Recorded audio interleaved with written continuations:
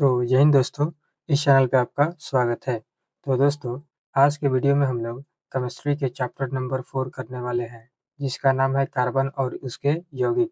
तो दोस्तों, इसके पहले हम लोगों ने 3 चैप्टर को क्लियर कर लिया है, तो अभी आप लोग नहीं देखे होंगे, तो जल्दी से जाकर आप लोग जो है उस वीडियो को देख सकते हैं। तो दोस्तों, चलिए हम लोग बिना देरी के वीडियो को हम लोग शुरू करते हैं। तो दोस्तों, जैसा कि आप लोग जानते हैं कि हम लोग पढ़ने वाले हैं कार्बन और उसके यौगिक। तो चलिए इसके बारे में हम लोग जानते हैं। कार्बनिक यौगिकों में सहसंयोजी अबंध पाया जाता है, जो इलेक्ट्रॉन की साझेदारी से बनता है, न कि स्थानांतरण से। तो हम लोगों ने धातु और अधातु चैप्टर में हम लोगों ने पढ़ लिया है कि जो भी कार्बनिक यौगिक होते हैं, जो भी कार्बनिक यौगिक होते हैं, तो कार्बनिक यौगिक में सहसंयोजी अबंध पाया जाता है। कार्बनिक यौगिक में सहसंयोजी अबंध पाया जाता है, जो कि केवल अधातु के बीच का ही बॉन्ड होता है और गैसों के बीच का बॉन्ड होता है। तो वही चीज़ यहाँ पर भी है। तो चलिए इसको हम लोगों ने देखते हैं। तो क्या है कि कार्बनिक यौगिकों में सहसंयोजी अबंध पाया जाता है, जो इलेक्ट्रॉन की साझेदारी से बनता है। जो इलेक्ट्रॉन की साझेदारी से बनता है, न कि स्थानांतरण से, क्योंकि स्थानांतरण से कौन बनता है? विद्युत संयोजी बंध बनते हैं। ठीक है? तो आगे क्या है कि इसका क्वथनांक और गलनांक निम्न होता है। यह जल में घुलकर आयन नहीं देते हैं। तो इतना चीज़ जो है आप लोग कार्बनिक जो भी पदार्थ है उसके बारे में ध्यान रखना है कि इसका क्वथनांक और गलनांक निम्न होता है और यह जल में घुलकर जो है आयन नहीं देता है। इसके परमाणुओं के बीच प्रबल आकर्षण बल नहीं होता है। इस चीज़ को भी आप लोगों को ध्यान रखना है। चलिए देखिए, अब जो सहसंयोजी अबंध होता है वह 2 प्रकार का होता है। पहला क्या है कि अध्रुवीय सहसंयोजी बंध और दूसरा क्या है, एक होता है अध्रुवीय और एक होता है ध्रुवीय सहसंयोजी अबंध। तो अध्रुवीय सहसंयोजी अबंध में हम लोग देखेंगे कि जब 2 समान परमाणु के बीच इलेक्ट्रॉन की साझेदारी होती है, तो किसी भी परमाणु पर ध्रुव नहीं बन पाता है, ध्रुव यानी कि प्लस और माइनस नहीं बन पाता है। इस अबंध को हम लोग अध्रुवीय सहसंयोजी अबंध कहते हैं। जैसे यानी कि 2 समान परमाणु के बीच अगर इलेक्ट्रॉन की साझेदारी होगा, तो उसको हम लोग अध्रुवीय कहेंगे, क्योंकि जब उसको हम तोड़ेंगे, तो उसपे किसी पे भी प्लस और माइनस नहीं बन पाएगा। जैसे हो गया H2, Cl2, O2, N2 और F2। तो ये सब जितने भी है, ये सब अध्रुवीय सहसंयोजी अबंध है। उसके बाद हम लोग देखते हैं कि ध्रुवीय सहसंयोजी अबंध क्या है।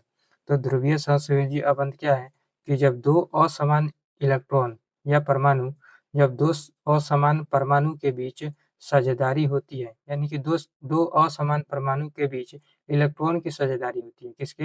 इलेक्ट्रॉन की साझेदारी होती है, जिसमें परमाणु जो है असमान होते हैं, यानी कि अलग-अलग होते हैं।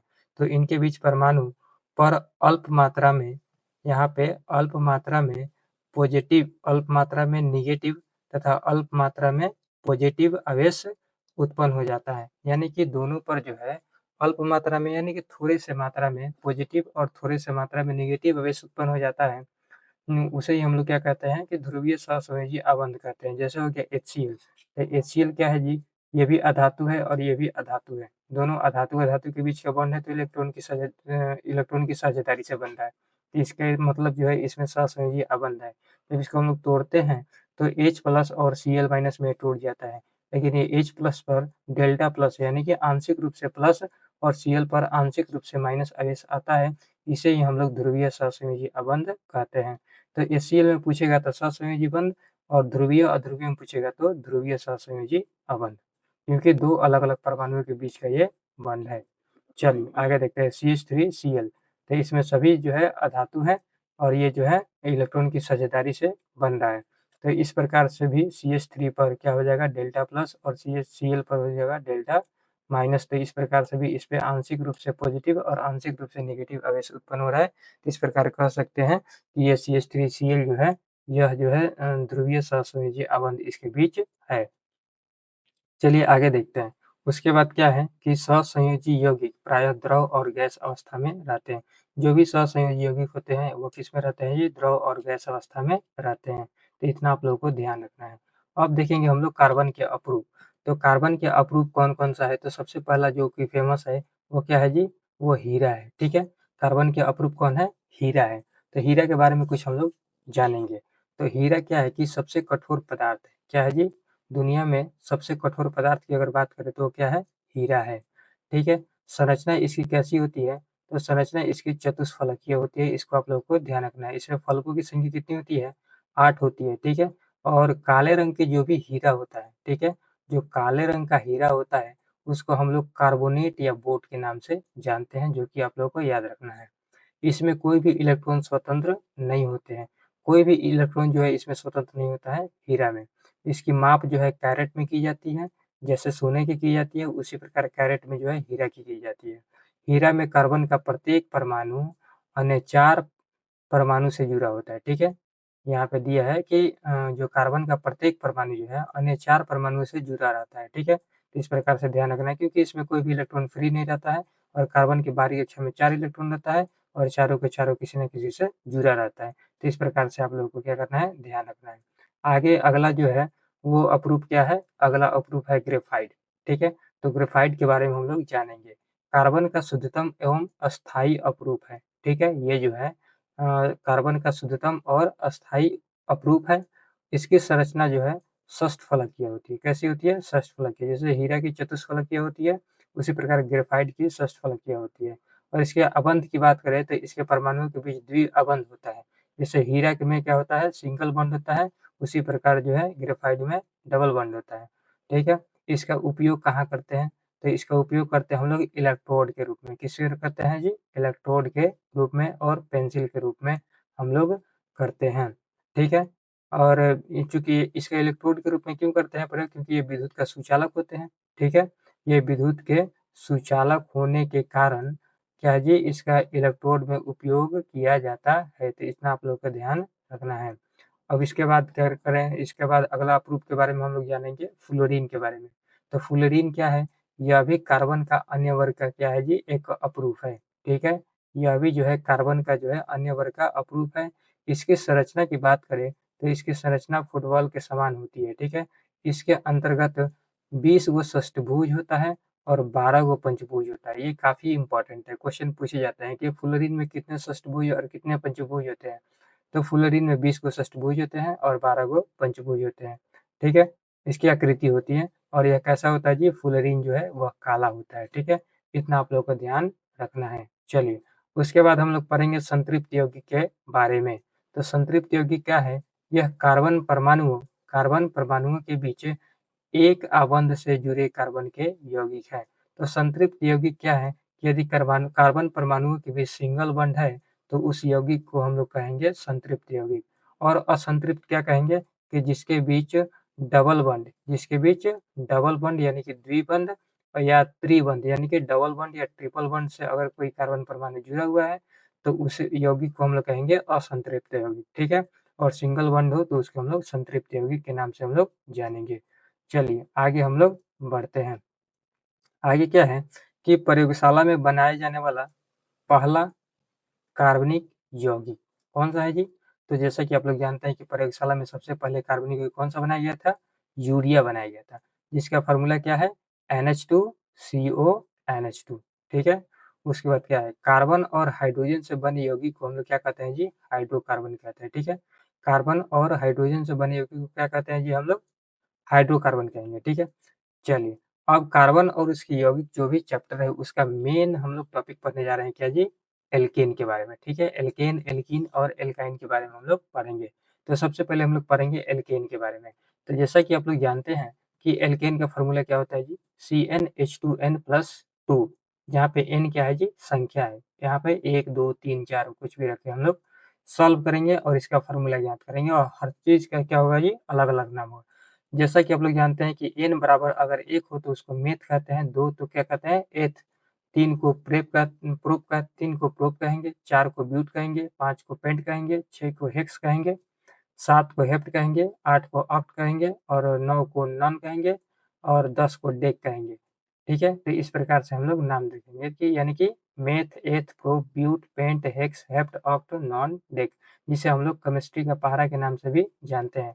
ये जो है आप लोग को याद रखना है। जैसे यहाँ पे जो अगर हम n बराबर 1 रखें तो C1 हो जाएगा और 2 एकम 2, 2 और 2 4 यानी कि n बराबर 1 पर रखेंगे तो C1H4 यानी कि CH4 हो जाएगा। तो जब CH4 का निर्माण होगा तो कार्बन n बराबर 1 रखेंगे तो इसको रखेंगे मेथ, और यह एल्केन के सूत्र से निकला है तो लास्ट में लगाएँगे n, ठीक है? एल्केन के जो भी यौगिक निकालेंगे उसमें लगाएँगे n। तो ये मेथ n यानी कि CH4 किसका है जी? मेथेन का इसका नाम है। CH4 का नाम क्या है? मेथेन। C2H6 का यानी कि कार्बन परमाणु 2 है तो इसको हम लोग एथ लेंगे और n लगाएँगे क्योंकि एल्केन का है तो इसको बोलेंगे एथेन। C2H6 को क्या लेंगे? एथेन, क्योंकि जब n बराबर 2 लेंगे तो H बराबर 6 है, क्योंकि C2H 2 दूनी के 4 और 2 6 यानी कि C2H6 हो जाएगा एथेन, ठीक है? इसका साधारण नाम भी क्या है जी? मेथेन भी है, ठीक है? IUPAC अगर नाम की बात करें तो भी मेथेन है और साधारण नाम की भी बात करें तो मेथेन है। जो CH4 होती है, ये मीथेन जो होती है, वो क्या होता है जी? हवा से हल्की होती है, रंगहीन होती है एवं जो है गंधहीन होती है, इसको ध्यान रखना है। जो भी मीथेन है वो हवा से हल्की होती है, रंगीन होती है और गंधहीन होती है। चलिए, इसके बाद हम लोग पढ़ेंगे एल्काइल के बारे में। एल्काइल जो है एल्केन के समान ही होता है, लेकिन वहाँ पे CnH2n+2 होता है, लेकिन यहाँ पे CnH2n+1 हो जाता है, जिसको हम लोग एल्काइल के नाम से भी हम लोग जानते हैं। जैसे अब एल्काइल है तो इसका अंत में क्या लगाएँगे? आइल लगाएँगे, ठीक है? जब n बराबर 1 लेंगे तो CH3 बनेगा और CH3 बनेगा यानी कि मेथ यानी कि मेथाइल, ठीक है? और C2H5 लेंगे माने कार्बन की संख्या 2 लेंगे तो यानी कि एथ, और एल्काइन से बना है तो एथाइल, ठीक है? इस प्रकार से हम लोग नामकरण करेंगे। अब हम लोग पढ़ेंगे एल्कीन के बारे में। चलिए, जैसे कि आप लोग जानते हैं कि एल्कीन का सूत्र क्या होता है? CnH2n, ठीक है? तो अब यहाँ पे क्या करेंगे कि अब इसमें जो भी यौगिक बनेगा CnH2n से उसके अंत में क्या लगाएँगे? एल्कीन है तो इन लगाएँगे, क्या लगाएँगे?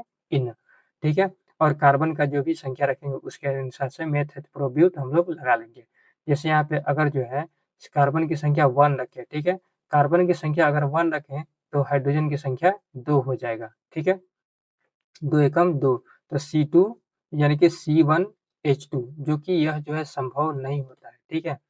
तो आप लोग याद रखें जो भी एल्कीन का जो भी यौगिक है, वो कार्बन की संख्या 2 से ही शुरू होता है। किससे शुरू होता है?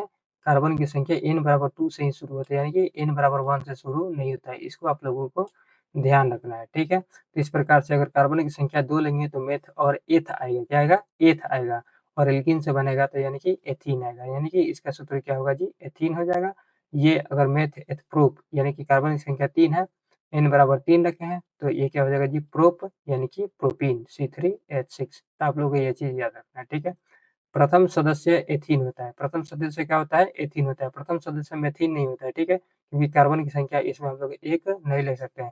एक चीज़ याद रखना है कि जो भी यहाँ से एल्केन है, एल्केन में क्या होता है जी? सिंगल बॉन्ड होता है। क्या होता है? Single bond. और एल्कीन में क्या होता है जी? डबल बॉन्ड होता है। क्या होता है जी? Double bond. जैसे अगर इसकी संरचना की बात करें, C2H4 की संरचना की बात करें, तो क्या होता है जी? इसे क्या करेंगे? यहाँ से C लिख देंगे, ठीक है? और 2 को सी लिखेंगे और इसके बीच में क्या रहेगा जी? डबल बॉन्ड रहेगा। क्या रहेगा? डबल बॉन्ड रहेगा और एक और सी दे देंगे, ठीक है? और यहाँ से जो है, यहाँ से ऐसा कि जानते हैं आप लोग कि एक कार्बन जो है 4 इसकी संयोजकता होती है, यानी कि जो है ये 4 बॉन्ड बनाएगा। तो ये जो परमाणु है यहाँ से जो है 2 बॉन्ड बना लिया है, एक और यहाँ पे हाइड्रोजन लगाएँगे, ठीक है? यहाँ से क्या करेंगे जी? हाइड्रोजन लगाएँगे, ठीक है? चलिए, यहाँ से क्या करेंगे? यहाँ पर भी एक हाइड्रोजन लगाएँगे, ठीक है? चलिए। ठीक है। तो यहाँ से कार्बन जो है एक इस हाइड्रोजन से जुड़ गया और एक इस हाइड्रोजन से जुड़ गया। यानी कि ये कार्बन जो है 2, 3, 4, 4 यहाँ से बॉन्ड बना लिए। उसी प्रकार ये कार्बन भी जो है 2 हाइड्रोजन इससे भी जुड़ जाएगा। तो यहाँ भी 2 और 2 4 इस प्रकार से जो है इसका जो है बॉन्ड बनेगा, ठीक है? और इसके बीच जो है डबल बॉन्ड रहेगा, ठीक है? तो इस प्रकार से आप लोगों को ध्यान रखना है, ठीक है? और जैसे हो गया C2H4 हो गया, तो ये इसका आईयूपीएसी नाम क्या है जी? एथीन है। क्या है जी? एथीन, क्योंकि कार्बन परमाणु की संख्या 2 है तो एथ एथ हो जाएगा, और एल्कीन से बना है तो क्या हो जाएगा जी? एथीन हो जाएगा, ठीक है? इसका ध्यान रखना है नाम कि एथीन का साधारण नाम जो है वो एथिलीन होता है। क्या होता है? एथिलीन। और ये जो है फल पकाने का काम करता है। क्या करता है? फल पकाने का काम करता है। चलिए, और इसके बाद हम लोग देखेंगे एल्काइन के बारे में। किसके बारे में देखेंगे जी? एल्काइन के बारे में, ठीक है? एल्काइन का फ़ॉर्मूला क्या होता है कि CnH2n-2 होता है। अब जैसे इसमें हम n का मान 1 रखेंगे तो ये भी इसमें भी प्रथम सदस्य उपस्थित नहीं होता है। एल्काइन भी कार्बन की संख्या 2 से शुरू होता है, यानी कि एथाइन से शुरू होता है। जैसे यहाँ पे कार्बन n बराबर 2 रखेंगे तो इसका फ़ॉर्मूला क्या बनेगा जी, C2H2 बनेगा। C2H2 बनेगा और ये एल्काइन है तो लास्ट में आइन लगाएँगे, ठीक है। तो कार्बनिक संख्या 2 है तो मेथ इसमें एथ से शुरू करेंगे, एथ है और एल्काइन से बना है तो यानी कि एथाइन, C2H2 मतलब एथाइन, ठीक है। और कार्बनिक संख्या 3 रखेंगे तो C3H4 यानी कि प्रोपाइन बनेगा, ठीक है। चलिए इतना आप लोगों को क्या करना है, ध्यान रखना है। उसके बाद क्या है कि C2H2 है, क्या है जी, C2H2, इसके बारे में हम लोग जानेंगे। तो C2H2 जैसे क्या है कि ये एथाइन है और इसका साधारण नाम क्या होता है जी, एसिटिलीन होता है। क्या होता है, एसिटिलीन, ठीक है। एसिटिलीन क्या होता है कि यह ऑक्सीजन से अभिक्रिया कर ऑक्सी-एसिटिलीन ज्वाला उत्पन्न करता है, यानी कि आग उत्पन्न करता है। कब? जब एसिटिलीन जो है ऑक्सीजन से अभिक्रिया करेगा तब। तो ये ज्वाला उत्पन्न करेगा जो वेल्डिंग में प्रयोग किया जाता है, ठीक है। तो इतना आपको ध्यान रखना है कि एसिटिलीन गैस का यूज़ जो है हम लोग वेल्डिंग में करते हैं और एथिलीन गैस का यूज़ करते हैं हम लोग, जैसे फल जो है, फल को पकाने में पौधा यूज़ करता है एथिन का, और एसिटिलीन का यूज़ हम लोग करते हैं जी वेल्डिंग में, ठीक है। तो इतना आप लोग को ध्यान रखना है, तो इस चीज़ को जो है आप लोग को याद रखना है, ठीक है। तो चलिए आगे हम पढ़ते हैं। अब हम लोग देखेंगे कि एलिसाइक्लिक हाइड्रोकार्बन क्या है। तो एलिसाइक्लिक हाइड्रोकार्बन मतलब क्या होता है जी? यह इसका संरचना जो है, ऐसा संरचना होता है जो कि एक सर्कुलर रिंग का निर्माण करे, ठीक है? यानी कि एक गोलाकार रिंग का निर्माण कर दे अगर इसका संरचना, तो उसको हम लोग बोलेंगे एलिसाइक्लिक हाइड्रोकार्बन। जैसे है कि इसका गुण संतृप्त और असंतृप्त यौगिक के समान ही होते हैं, परंतु इसकी संरचना जो है वलयाकार यानी कि रिंग के समान होती है। इसमें कार्बन की संख्या कम से कम 3 होनी चाहिए, क्योंकि जब तक कार्बन की संख्या यहाँ से 3 नहीं लेंगे, तब तक यह जो है एक सर्कुलर रिंग नहीं बना पाएगा। जैसे ये इससे जुड़ गया, ठीक है? और ये इससे जुड़ गया, ठीक है? और ये इससे जुड़ गया। जब तक हम अगर 1 कार्बन परमाणु लेंगे, 2 कार्बन परमाणु लेंगे, तो ये रिंग का निर्माण नहीं करेगा। लेकिन मिनिमम अगर हम 4 अगर हम कार्बन परमाणु ले लेंगे, तो ये रिंग का निर्माण कर दिया यहाँ से। तो इस प्रकार से क्या करेंगे कि एसिटिलीन हाइड्रोकार्बन के लिए कम से कम 3 कार्बन परमाणु की आवश्यकता हमें होती है। अब जैसे अब एल्कीन का जो भी है कि एल्कीन असंतृप्त हाइड्रोकार्बन, तो एल्कीन जो असंतृप्त हाइड्रोकार्बन होता है, ठीक है, जो एलिसाइक्लिक वाला होता है एल्कीन असंतृप्त हाइड्रोकार्बन, इसकी जो है सूत्र जो होता है क्या होता है जी, कि इसका सूत्र जो है वो एल्कीन के समान होता है। क्या होता है? एल्कीन के समान होता है।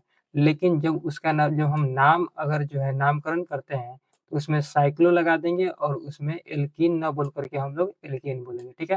यहाँ पे फ़ॉर्मूला एल्कीन के समान होगा, लेकिन हम लोग बोलेंगे क्या, साइक्लो एल्केन के नाम से हम लोग बोलेंगे। अब साइक्लो लगाएँगे और एल्केन का जो भी सदस्य होगा उसके अनुसार बोलेंगे।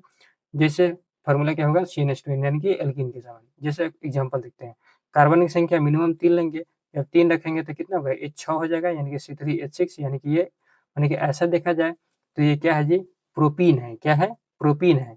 तो प्रोपीन जब होगा तो इसकी संरचना सीधा होगा, क्या होगा, सीधे होगा, ठीक है। लेकिन जब इसको हम लोग साइक्लो अगर प्रोपेन बोलेंगे, क्या बोलेंगे, साइक्लोप्रोपेन, तो प्रोपीन है, तो अगर प्रोपेन इसको बोलेंगे तो पहले साइक्लो लगाएँगे, तो साइक्लोप्रोपेन होगा, यानी कि इसकी संरचना जो है क्या होगी जी, सर्कुलाकार होगी। तो यहाँ पे एक-एक, यहाँ पे 1 कार्बन, यहाँ पे 1 कार्बन, यहाँ पे 1 कार्बन, तो सर्कुलर रिंग का निर्माण हो गया। अब 6 को सजा देंगे। यहाँ पे 2 गो कार्बन, यहाँ पे कार्बन का 2 गो बॉन्ड बन चुका है, 2 गो और इसको हाइड्रोजन दे देंगे तो 4 इसका हो जाएगा। इसका जो है यहाँ पे 1 इधर, 1 यहाँ पे 2 कार्बन, 2 जो है बॉन्ड बन चुका है, 2 इसको और हाइड्रोजन दे देंगे। उसी प्रकार इसको भी 2 हाइड्रोजन दे देंगे, यानी कि कार्बन 3 गो और हाइड्रोजन 6 गो बैठ गया सिंगल बॉन्ड के साथ। तो इस प्रकार से कि अगर साइक्लो, यहाँ पे अगर साइक्लोप्रोपेन देगा तो इसकी संरचना ऐसी होगी, ठीक है। इसका अणुसूत्र जो होगा वो एल्कीन के समान होगा, लेकिन संरचना सूत्र जो है वो किसके समान होगा जी? संरचना सूत्र में इसको हम लोग एल्केन के नाम से ही हम लोग जानेंगे, ठीक है। उसी प्रकार के इसको शॉर्ट फॉर्म में इसको क्या कर दिया गया है, लिख दिया गया है, ठीक है। चलिए, उसके बाद C4H8 है, तो C4H8 को C4 जो है इसको सर्कुलर रिंग में बना देंगे, इसको रिंग में बना देंगे, ठीक है? और सबको क्या कर देंगे, एक-एक H दे देंगे, तो यहाँ पे C4H8 हो गया। तो ये एल्कीन है, लेकिन इसका नाम जो है, अगर ये सर्कुलाकार रिंग का निर्माण कर रहा है, इसीलिए इसका नाम होगा साइक्लोब्यूटेन, नहीं तो ऐसे इसको हम लोग ब्यूटीन के नाम से जानते हैं। कब? जब इसका जो है जो इसका जो है संरचना जो है लीनियर होगा तब, लेकिन ये गोलाकार है, रिंग का निर्माण कर रहा है, तो इसको बोलेंगे साइक्लोब्यूटेन के नाम से हम लोग जानेंगे। चलिए, आगे क्या है जी, एल्काइन असंतृप्त हाइड्रोकार्बन। अब जो है, अब एल्काइन वाला जो होगा, उसका सूत्र जो होगा एल्काइन के समान होगा, लेकिन उसमें क्या होगा, अगर सर्कुलाकार बनेगा, तो साइक्लो लगा के एल्कीन के नाम से बोलेंगे। अगर एल्कीन होगा तो एल्केन के नाम से बोलेंगे, एल्काइन होगा तो एल्कीन के नाम से बोलेंगे, ठीक है। तो यहाँ पे साइक्लो एल्केन, साइक्लो एल्कीन के नाम से हम लोग बोलेंगे, लेकिन सूत्र क्या होगा, एल्काइन के समान होगा, ठीक है। तो इसका भी सूत्र क्या होगा, CnH2n माइनस में 2 हो जाएगा, बॉन्ड इसमें क्या हो जाएगा जी, डबल बॉन्ड हो जाएगा, ठीक है। तो यहाँ पे समझ सकते हैं, ठीक है।